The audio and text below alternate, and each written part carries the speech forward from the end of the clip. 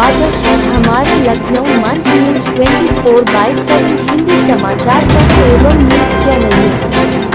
सही खबर, सच्ची खबर। कृपया सब्सक्राइब, लाइक, शेयर, कमेंट जरूर करें।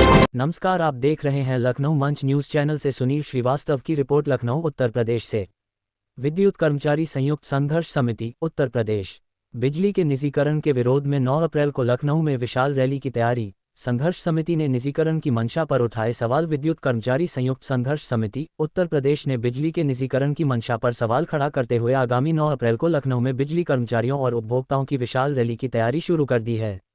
आज लगातार 125वें दिन बिजली कर्मियों ने प्रदेश भर में विरोध प्रदर्शन जारी रखा। संघर्ष समिति के पदाधिकारियों ने कहा कि निजीकरण के पीछे यदि बिजली व्यवस्था में सुधार है तो ये सुधार बिजली कर्मी बहुत तीव्र गति से कर रहे हैं, लेकिन निजीकरण के पीछे कोई और मंशा दिखाई देती है।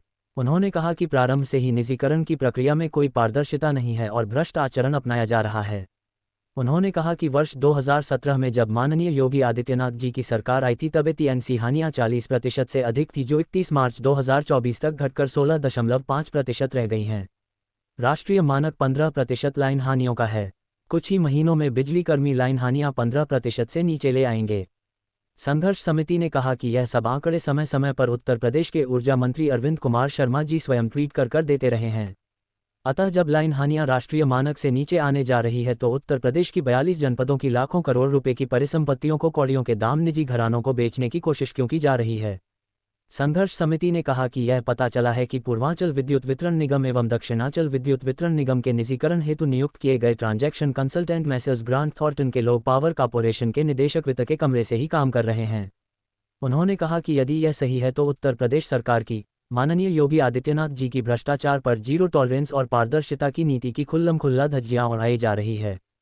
संघर्ष समिति ने कहा कि इसके पहले ट्रांजैक्शन कंसल्टेंट की नियुक्ति के डॉक्यूमेंट में कॉन्फ्लिक्ट ऑफ इंटरेस्ट हितों के टकराव के प्राविधान को हटा दिया गया था।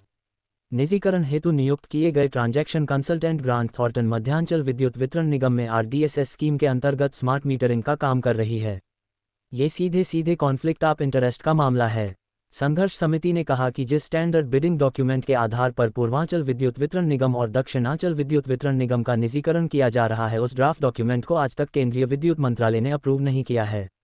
ड्राफ्ट डॉक्यूमेंट में प्रारंभ में ही लिखा हुआ है कि यह डॉक्यूमेंट भारत सरकार के विद्युत मंत्रालय की नीति का प्रतिनिधित्व नहीं करता। संघर्ष समिति ने कहा कि यह तथा ऐसे अनेक सवाल है जिनसे निजीकरण की मंशा और तौर तरीकों पर प्रश्न चिन्ह खड़ा हो रहा है।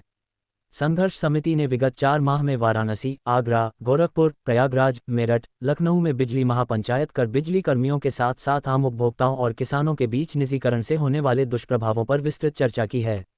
इन बिजली महापंचायत से यह निष्कर्ष निकलकर सामने आया है कि आम उपभोक्ताओं और किसानों की यह सुविचारित राय है कि उत्तर प्रदेश जैसे बड़े प्रांत में बिजली का निजीकरण आम जनता के हित में नहीं है। उन्होंने बताया कि आगामी 9 अप्रैल को लखनऊ में हो रही विशाल रैली में देश के सभी प्रांतों के बिजली कर्मियों का प्रतिनिधित्व होगा और भारी संख्या में आम उपभोक्ता भी सम्मिलित होंगे। आज राजधानी लखनऊ में संघर्ष समिति के पदाधिकारियों ने अलग अलग कार्यालयों में जाकर बिजली कर्मचारियों से संपर्क कर 9 अप्रैल की रैली के लिए व्यापक जनसंपर्क अभियान चलाया। प्रदेश भर में सभी जनपदों और परियोजनाओं पर लोकसभा के साथ जनसंपर्क का अभियान चला। आप अपने क्षेत्र की समस्याओं को लखनऊ मंच न्यूज चैनल के माध्यम से सरकार एवं शासन तक पहुंचाएं। संपर्क करें 8808500090।